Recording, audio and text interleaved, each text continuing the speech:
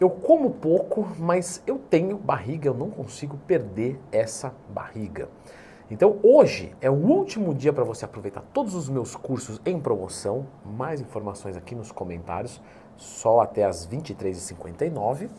E hoje também é o dia que você vai entender o porquê você come pouco e continua com barriga. Bom, primeiro ponto. A barriga ela é algo razoavelmente orgânico nosso.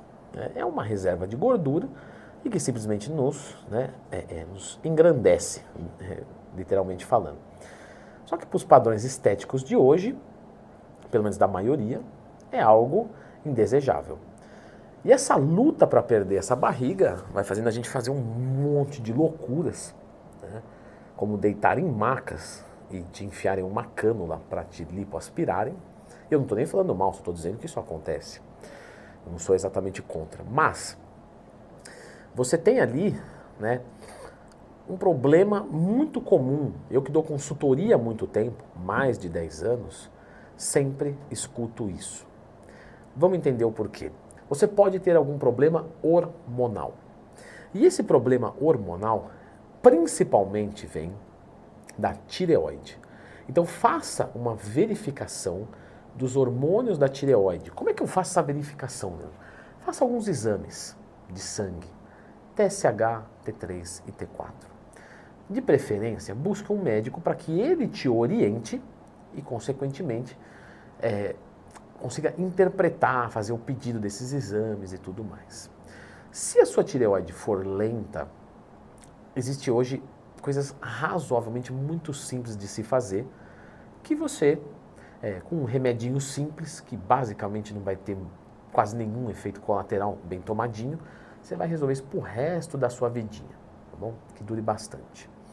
Aproveita e já clica no gostei pela sua própria vida e se inscreva no canal. Quando você me ouve, você desce lá, clica. Só que às vezes isso está normal e você está comendo pouco. Então a gente vai para um outro ponto hormonal, que é a testosterona. A testosterona também rege o nosso metabolismo e o nosso ganho de massa muscular.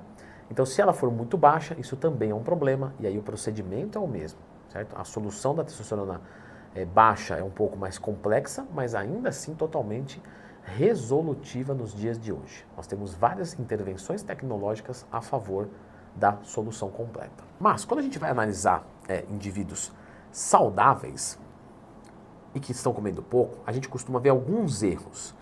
E aqui a gente vai apontá-los. Primeiro ponto, para perder barriga, você tem que perder gordura corporal. E para isso você tem que estar num déficit calórico. E aí automaticamente você come menos. Falando em coisas grosseiras, está correto. Essa linha de raciocínio ela é correta. Só que às vezes você não está se mexendo o suficiente. Então você está ali comendo pouco, mas você também não faz nada. Não faz um exercício, não faz um aeróbico, só faz musculação. Ah, mas só musculação não é suficiente? Pois é, a musculação te coloca num patamar, mas o aeróbico te coloca em outro patamar. Ele faz algumas adaptações crônicas funcionais, ou seja, adaptações, modificações crônicas de longo prazo, funcional para melhora. E que sem ele não vai. Então, um shape que faz aeróbico é outro patamar. E se você quer entender sobre aeróbicos para essa finalidade, lembre de procurar no Doutor Mais Tema que tem sobre isso. Mas vamos supor ainda que esses exercícios estão feitos de forma correta, você está fazendo, e você está comendo pouco e não está vendo resultado. O que pode estar acontecendo? Matematicamente falando, é impossível você estar em déficit calórico e não perder gordura e, consequentemente, perder barriga. É impossível. Logo, o que você pode estar errando? Não estar em déficit calórico. Ou seja, você acha que está em déficit e não está. Por que isso pode acontecer? Porque você pode estar beliscando, certo? Ou comendo algumas coisas a mais, ou você parou de pesar os alimentos, porque você agora se acha mega confiante, mas você erra. Principalmente se você está com fome. Então, onde era 100 gramas de arroz, você coloca 120, onde era 100 gramas de carne, você coloca 120, e tal, e assim vai indo. Ou então, você fica um pouco mais vagabundo, e aí você consome um cafezinho com açúcar, porque isso não faz diferença, você chupa uma balinha que o seu amigo oferece, porque isso não faz diferença, você experimenta aquele restinho de pastelzinho de feira da sua mãe, porque você acha que isso não faz diferença, quando na verdade faz. Sugestão: tudo que passar pela boquinha tem que ser de forma assertiva. Então, pesa os alimentos, volta a pesar, volta a considerar tudo e não errar em absolutamente nada. Leandro, já faço isso e não está dando certo. Bom, você pode estar comendo às vezes na rua, e aí você está ali por comer na rua, ingerindo muito mais gordura do que você imagina. Então você vai comer uma salada que tem muito molho, você vai comer uma carne gorda, você vai comer um arroz que foi feito com óleo, e tudo isso faz diferença quando você é evoluído. Quando você é iniciante, meio que, né, para quem come pão de queijo e Coca-Cola, se você comer um arroz, feijão e carne que tenha óleo, já é o suficiente. Agora, quando você já come arroz, feijão e carne e você já emagreceu, você precisa de mais, né, precisão. Então, cozinhar os próprios alimentos ou confiar em quem faz isso para você é extremamente importante e isso faz muita diferença. Então, verifique isso, tá? Verifique se não há um erro, né?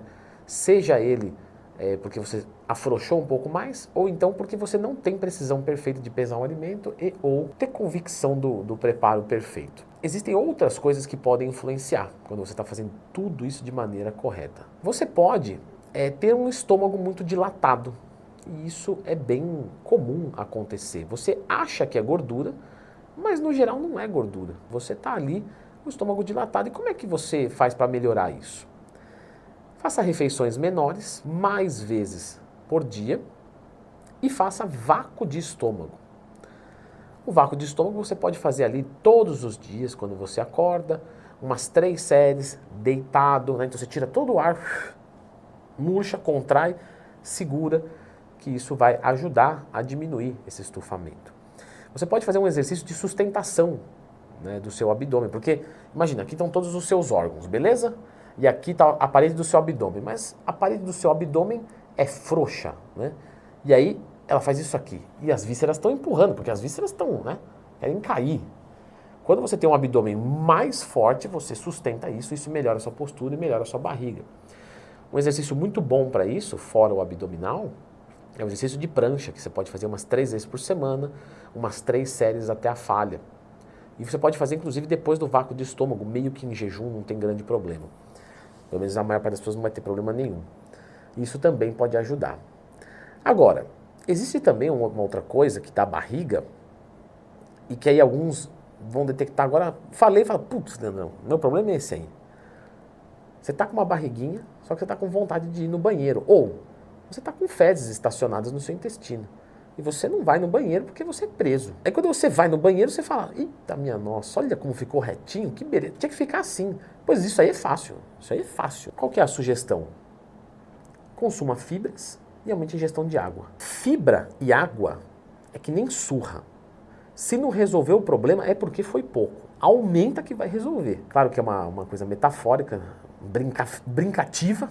Brincativa é ótimo, brincativa. Mas é verdade. Se você está com o intestino preso, aumenta fibra e água. E se você está com dificuldade de ingerir fibras, suplemente. Você pode pegar a Psyllium, por exemplo, da Growth Suplementos. Ou se você não tem muita grana, tá bom. Vai na casa de produtinho, né, nos empóriozinhos de produtinhos naturais, e pega o farelo de trigo e manda. Quanto eu mando, Leandro? Psyllium, 5 gramas, 3 vezes por dia, sempre com água. 200, 300 ml de água. Não resolveu, aumenta para 10 gramas, para 15. Cada um tem uma quantidade que vai precisar. Farelo de trigo, começa ali com 10 graminhas. 10 graminhas 3 vezes por dia. Não resolveu? 15 graminhas, 20 graminhas, vai subindo. Porque ele tem menos, né, concentração de fibra, por isso que você usa mais. Até o momento que você vá todos os dias no banheiro, pelo menos uma vez, 2 vezes por dia. Isso acelerando o trânsito intestinal vai melhorar bastante de forma de todos os dias. Um outro ponto é que você pode dizer o seguinte, Leandro, eu já usei fibra e aí minha barriga fica estufada. É, porque ela fermenta. Então tem gente que às vezes está consumindo uma alimentação muito fermentada. Então às vezes está consumindo pouca comida, mas consome muito feijão, batata, né? Às vezes tem gente que não se dá bem com leite. Ou seja, alimentos que causem gases para você, que causem estufamento. Se você perceber, corte eles. Poxa, Leandro, mas aí eu mando o feijão para aumentar a fibra e a fibra desgraçada faz... às vezes acontece isso aí. Mas você pode reduzir um pouco essa quantidade e aí você pode jogar fibra em outra refeição para que não fique feijão muito em uma refeição só. Reduz o feijão pela metade, coloca uma Psyllium de outro lado, coloca um mamão de outro lado, algum alimento que seja laxativo. E você vai conseguindo consertar isso. Fazendo essas coisas, pessoal, é bem tranquilo assim de você reduzir legal a quantidade de barriga. E isso sem tomar nenhum suplemento. Eu falei aqui da Psyllium, porque é prático, mas você não tem uma obrigatoriedade.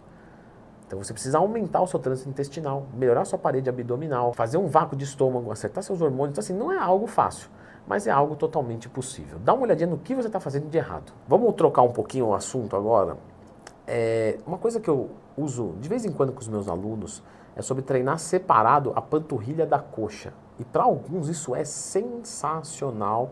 Então você clica nesse vídeo aqui, que eu vou explicar tudo sobre, né, quando vale a pena separar panturrilha de coxa. Clique aqui.